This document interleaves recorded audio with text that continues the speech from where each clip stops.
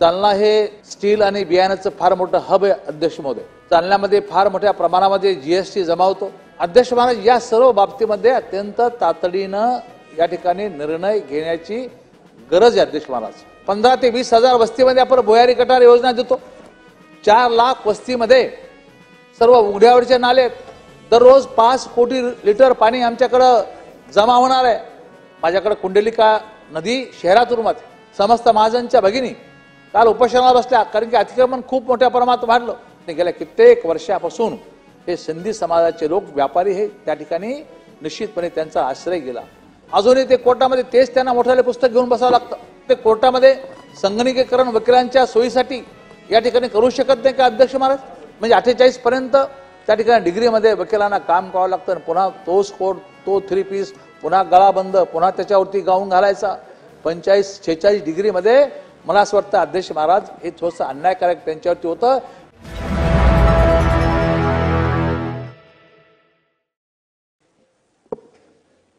अर्थसंकल्पातील अनुदानाच्या मागण्यावर चर्चा करण्यासाठी मी उभा आहे।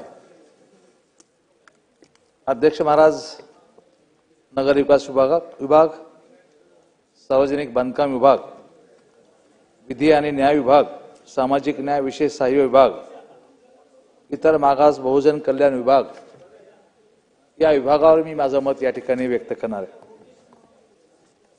अध्यक्ष महोदय, माननीय मुख्यमंत्री एकनाथजी शिंदे साहेब असताना जालना नगरपालिकेची महानगरपालिका केली। लोकसंख्येच्या प्रमाणामध्ये ही अलीकडच्या कालखंडामध्ये राज्यामध्ये होणारी ही पहिली महानगरपालिका आणि महापालिकेत रूपांतर केल्यानंतर मी माननीय शिंदे साहेबांचं, फडणवीस साहेबांचं मनापासून आभार व्यक्त करतो। महापालिका आणि नगरपालिका यामध्ये निधीच्या बाबतीमध्ये सरकारच्या माध्यमातून थोडंसं ज्या काही बाबी नगरपालिकेला देण्याच्या बाबी आणि महानगरपालिकेला देण्याच्या बाबी यामध्ये बराच मोठा फरक आपल्याला जाणवतो अध्यक्ष महोदय। नगरपालिकेला आपण सहाय्यक अनुदान या माध्यमातून मदत सातत्याने करतो आणि त्यातून नगरपालिकेच्या कर्मचाऱ्यांचे पगार असतील, स्वच्छतेवर होणारा खर्च असेल, बाकी इतर सुविधावरती पाण्यावर होणारा खर्च असेल, या सर्व बाबतीमध्ये या सहाय्यक अनुदानामधून आपण हा संपूर्ण खर्च या ठिकाणी भागवतो। टोल बंद झाल्यानंतर सहाय्यक अनुदानाची ही संकल्पना या ठिकाणी आली। आता महानगरपालिका झाल्यानंतर हे सहाय्यक अनुदान महानगरपालिकेचं बंद होईल आणि नगरपालिका मग कुठल्या पाशावरती चालेल तर त्यामध्ये निश्चितपणे काही नवीन बाबी आपल्या समोर या ठिकाणी आल्यात आणि त्या आपण ठेवण्याचा प्रयत्न करेल। अध्यक्ष महाराज, जीएसटीच्या माध्यमातून किंवा जीएसटीच्या संकलनातून काही भाग महानगरपालिकेला दिला जातो।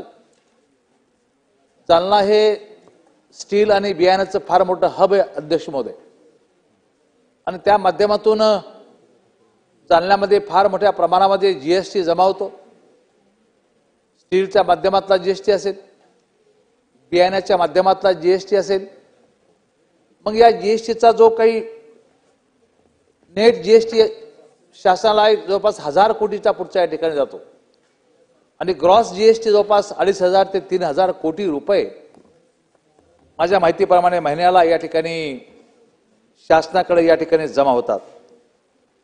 आणि त्या प्रमाणामध्ये मी माननीय अर्थमंत्र्याशी 1-2दा या विषयावरती बोललो की जीएसटी संदर्भामध्ये जो काही परतावा असेल किंवा जो काही महानगरपालिकेचा हिस्सा असेल त्या प्रमाणामध्ये महानगरपालिकेला जेव्हा हे अनुदान, सहाय्यक अनुदान बंद होईल तेव्हा जीएसटीच्या माध्यमातून आपण या ठिकाणी हे अनुदान परतावा त्या ठिकाणी महानगरपालिका जर दिला तर त्यातून निश्चितपणे महानगरपालिका लोक उपयोगी गोष्टी त्या ठिकाणी करू शकेल।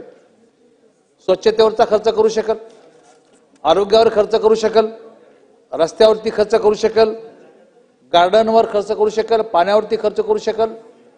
अध्यक्ष महाराज या सर्व बाबतीमध्ये अत्यंत तातडीनं या ठिकाणी निर्णय घेण्याची गरज आहे अध्यक्ष महाराज. कारण की आपण पंचायत राज आपण या ठिकाणी राबवतो, खालपर्यंत आपण या ठिकाणी अधिकार देण्याचा शब्द देतो.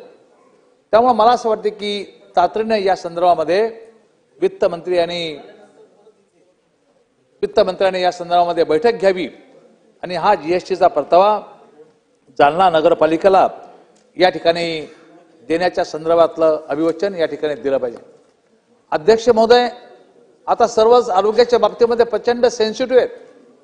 आपण राज्य सरकार आणि केंद्र सरकार राज्यामध्ये आणि इतर सर्व भागामध्ये स्वच्छतेच्या बाबतीमध्ये खूप अलर्ट राहून अत्यंत चांगले, मग अंडरग्राऊंड ड्रेनेज असेल, आरोग्याच्या बाकी इतर गोष्टी असेल राबवण्याचा प्रयत्न करतो. लहान लहान शहरामध्ये, लहान लहान गावामध्ये आपण भुयारी गटार योजना या ठिकाणी दिलेली आहे. 15,000 20,000 लोकवस्तीमध्ये आपण भुयारी गटार योजना दिली. मी ज्या शहरातून येतो अध्यक्ष महोदय, ते शहर 4 लाख वस्तीपेक्षा जास्तीचं शहर या ठिकाणी आहे. माझी विनंती आहे शासनाला की आपण 15 ते 20,000 वस्तीमध्ये आपण भुयारी गटार योजना देतो. 4 लाख वस्तीमध्ये सर्व उघड्यावरचे नाले आहेत. 4 लाख वस्तीमध्ये ड्रेनेजची दुरावस्था आहे. या संदर्भाने आपण निश्चितपणे जालन्यामध्ये अंडरग्राऊंडची योजना या ठिकाणी निर्माण केली पाहिजे. मग तुम्हाला ती अमृतमधून घ्यायची तर अमृतमधून घ्या, किंवा नगर उत्तरमधून घ्यायची असेल तर नगर उत्तरमधून घ्या. परंतु आमचा हा शहराचा अत्यंत मोठा प्रश्न या ठिकाणी भुयारी गटार योजनेचा प्रश्न या ठिकाणी तातडीनं निकाली काढला पाहिजे, ही विनंती आपल्या माध्यमातून मी शासनाला या ठिकाणी करतो. अध्यक्ष महोदय, आता शासनाचं धोरण आहे संपूर्ण महानगरपालिका नगरपालिकेच्या हद्दीमध्ये एसटीपी प्लॅन बसवणं. आम्ही एसटीपी प्लॅनचं काम सुरू केलं. अत्यंत सुंदर प्रकारचं काम आमच्या शहरामध्ये एसटीपी प्लॅनचं या ठिकाणी होतं. दररोज 5 कोटी लिटर पाणी आमच्याकडं जमा होणार आहे. या 5 कोटी लिटर पाण्यावरती प्रक्रिया होणार आहे. मग हे 5 कोटी लिटर पाणी निश्चितपणे याला प्रक्रिया करण्यासाठी भला मोठा खर्च या ठिकाणी येणार आहे. मग तो खर्च या ठिकाणी जर भागवायचा असेल तर आमच्या बाजूला उद्योग MIDC आहे. हे पाणी आम्ही MIDCला देऊ शकतो. MIDCला ही योजना देण्यासंदर्भामध्ये आम्हाला निश्चितपणे आपल्या माध्यमातून ती योजना सुद्धा या ठिकाणी जर मंजुरी केली आपण तर आम्हाला त्यामध्ये महानगरपालिकेला निश्चितपणे फार मोठा आधार या ठिकाणी मिळू शकेल. आमच्या शहरातले काही मूळ प्रश्न आहेत. गेल्या अनेक वर्षापासून मास्टर फळंबीकर नाट्यगृह आमचं नादुरुस्त आहे. माननीय शिंदे साहेब जालन्याला आले असताना त्यांनी घोषणा केली होती की 8 कोटी रुपये या नाट्यगृहाच्या, माननीय पालकमंत्री आमचे माझी या ठिकाणी हजर आहेत, 8 कोटी देण्याचं वचन त्यांनी दिलेलं अध्यक्ष महोदय. पण आताच्या अर्थसंकल्पामध्ये ते कुठेही तरतूद आम्हाला या ठिकाणी दिसली नाही. ते मास्टर फळंबीकर नाट्यगृह दुरुस्तीच्या संदर्भामध्ये तातडीनं 8 कोटी रुपये देण्याच्या संदर्भातला प्रस्ताव आपण या ठिकाणी केला पाहिजे. स्मार्ट सिटी म्हणून आपण CCTVच्या माध्यमातून संपूर्ण राज्यभरामध्ये हे जाळं विणण्याचा प्रयत्न करतो. त्याही बाबतीमध्ये आपण या ठिकाणी निश्चितपणे विचार केला पाहिजे. माझ्याकडे कुंडलिका नदी शहरातून वाहते. काल आमच्या भगिनी, तिथल्या समस्त महाजनच्या भगिनी काल उपोषणाला बसल्या, कारण की अतिक्रमण खूप मोठ्या प्रमाणात वाढलं.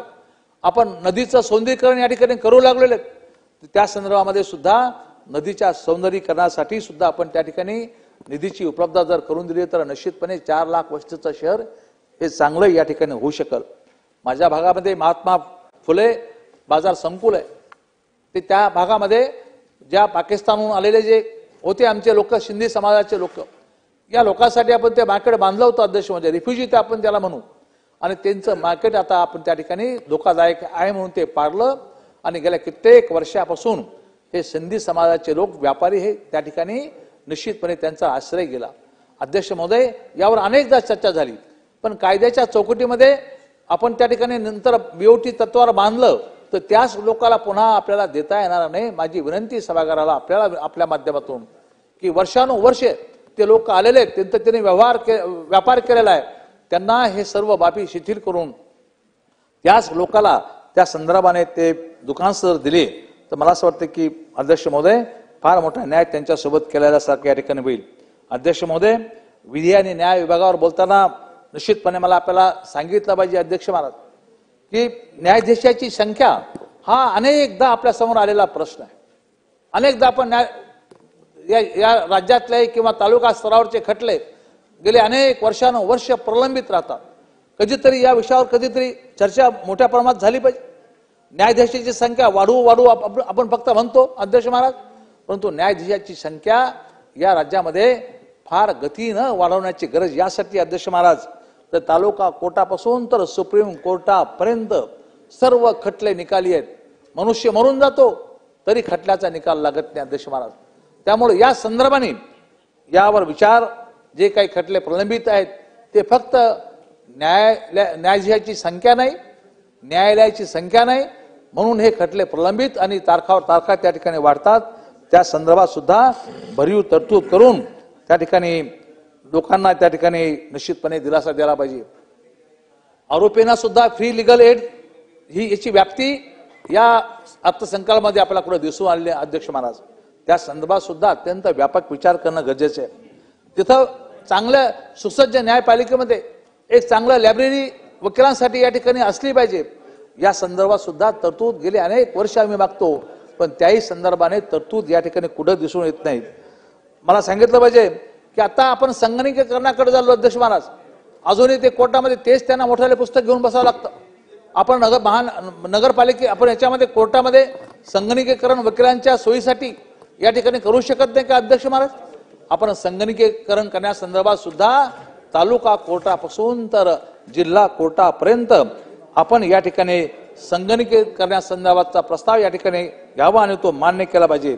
मला आपल्याला सांगितलं पाहिजे अध्यक्ष महाराज की निश्चितपणे ज्या पद्धतीनं स्टायपेंड आपण या ठिकाणी मागच्या कालखंडामध्ये हा विषय चर्चेला गेला होता.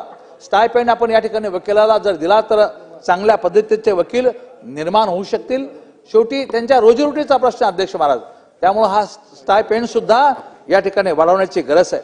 अध्यक्ष महाराज, एका विषयाकडे मी आपलं लक्ष वेधील की माननीय वकील महोदयांचा ड्रेस कोड आपल्याला सर्वांना कल्पना आहे. मग आता गेली आम्ही ज्या भागातून येतो 40, 45, 50 म्हणजे 48 पर्यंत त्या ठिकाणी डिग्रीमध्ये वकिलांना काम करावं लागतं. पुन्हा तोच कोड, तो 3 पीस, पुन्हा गळाबंद, पुन्हा त्याच्यावरती गाऊन घालायचा.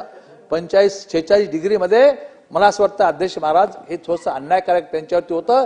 न्यायपालिकेला आपल्या माध्यमातून विनंती केली पाहिजे अध्यक्ष महाराज की यावर काहीतरी विचार आपण या ठिकाणी केला तर निश्चितपणे त्यांना एक चांगल्या पद्धतीनं न्याय दिल्यासारखं या ठिकाणी होईल.